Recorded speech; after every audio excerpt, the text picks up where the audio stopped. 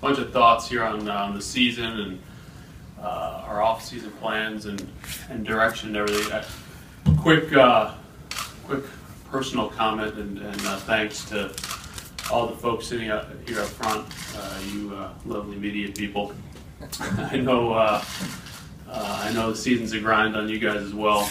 I know that your piece of the industry.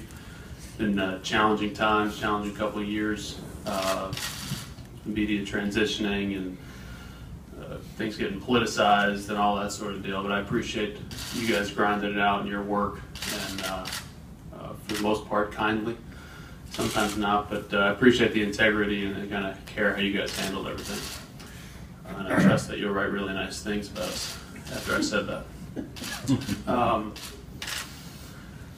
On 2017, a few thoughts. One, just as you walk through an empty clubhouse, that is, you always kind of hope that's going to be later in the fall than right now.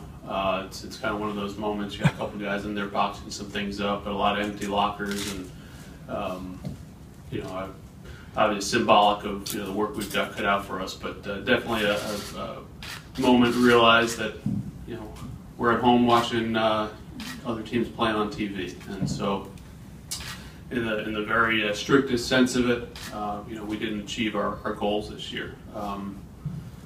That being said, we are, as an organization, a glass half full group. We are constantly looking forward, energized not just by the good things we've got going on, but by the challenges, the opportunities. I felt we made a lot of progress this year in certain areas. Clearly have quite a bit of work to do as well. Some of the areas that would identify as clear areas of positives and progress. Bottom line, with 10 days to go in the season, we were 2 out. You could write, and I'm sure we will, write plenty on all the issues that we dealt with this year. Some, starting with myself, that we caused. Some are our luck, some are our circumstance, some on the field, some off, some personal, some professional, but a lot of adversity, and these guys fought and were 500 and 2 out with 10 to play. And obviously, we stumbled there down the stretch, and what happened. But it speaks to the heart and the desire, the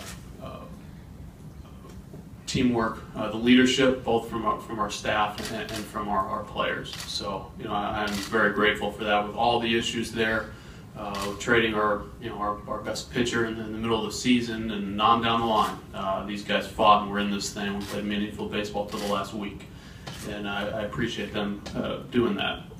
On the scouting side, for me, looking at it and analyzing it, I thought Kip and his team had the best draft since we've been here. Just a really good mix of talent, makeup, arms, athletes, bats, the whole deal. That they showed really well. I'm excited to see them grow.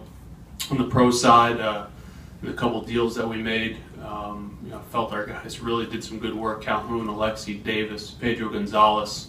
I think all have a chance to do really well in our system ultimately up here in Arlington.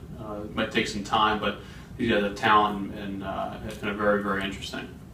On the development side, we knew coming in that our talent was lower in our system. Our guys put in some really creative and advanced programs to teach them and get the most out of our talent. Our 5 lowest levels, 3 of them made the playoffs. The other 2 finished 1 game out, and that was with maybe the youngest team at every level. So you saw tremendous progress. My hat's off, especially on the pitching side. We talked at this get together last year about our pitching program, what we wanted to do, what we wanted to accomplish, and that was something that we needed to address. Our leadership on the pitching side did exactly that.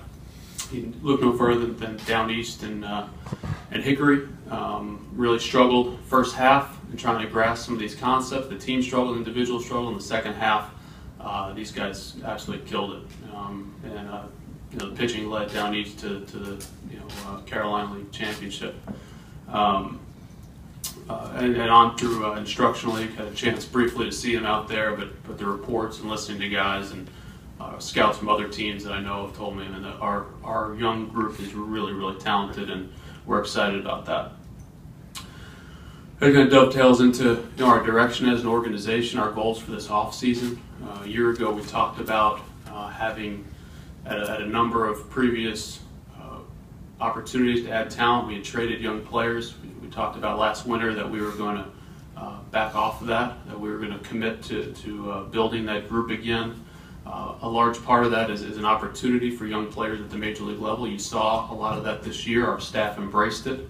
That they worked with these guys. They blended these young players in with our veteran group. I think you're going to see more of that.